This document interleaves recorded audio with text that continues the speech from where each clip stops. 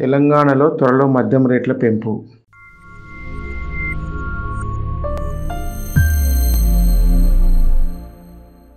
మందుబాబులు ఎప్పుడు ప్రభుత్వానికి మేము ట్యాక్స్ కడుతున్నాం, ప్రభుత్వాలకి ఆదాయం మా నుండి ఎక్కువ వస్తుంది అనే వారందరికీ కూడా మరోసారి షాక్ తగలనున్నది. ప్రతి 2 ఏళ్లకోసారి మద్యం ధరలు సవరిస్తూ ఉంటారు. గతంలో అధికారంలో ఉన్న కేసీఆర్ ప్రభుత్వం 2022లో మద్యం ధరలు పెంచింది.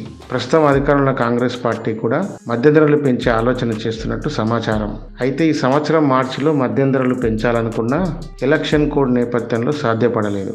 ఎలక్షన్లు పూర్తయినాయి కాబట్టి పెంచడానికి ప్రయత్నాలు చేస్తున్నట్టు తెలుస్తుంది. అందుకు సంబంధించి తెలంగాణ ఎక్సైజ్ అధికారులు ప్రతిపాదనలు కూడా సిద్ధం చేసినట్లు తెలుస్తుంది.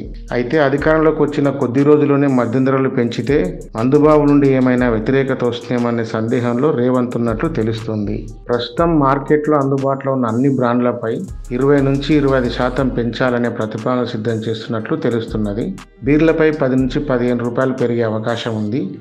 ఈ విధంగా 20 నుంచి 25% పెంచినట్లయితే ఒక సంవత్సరంలో ప్రభుత్వానికి 3,000 కోట్ల నుంచి 3,500 కోట్ల అదనంగా ఆదాయం సమకూరుతుందని అధికారులు అంచనా వేస్తున్నారు. మద్యం మీద తెలంగాణ ప్రభుత్వానికి ప్రతి సంవత్సరం 25,000 నుంచి 30,000 కోట్ల ఆదాయం వస్తుంది. ఈ విధంగా ధరలు పెంచితే అదనంగా వచ్చే ఆదాయంతో కలిపి 30,000 నుంచి 35,000 కోట్ల ఆదాయం ఏటా ప్రభుత్వానికి సమకూరే అవకాశం ఉన్నది. గత సంవత్సరం డిసెంబర్లో జారీ చేసిన కొత్త లైసెన్స్ విధానానికి కేవలం దరఖాస్తుల రూపంలోనే 2,600 కోట్లు ప్రభుత్వానికి ఆదాయం వచ్చింది. మద్యం ధరలు ఎంత పెంచినా కూడా అడిగేవారు ఉండరనే భావనలో కూడా ప్రభుత్వాలు ఉంటాయి. అందుకే మద్యం ధరలు గత కొన్ని సంవత్సరాల నుంచి ఎక్కువ మోతాదులో పెరుగుతున్నాయి.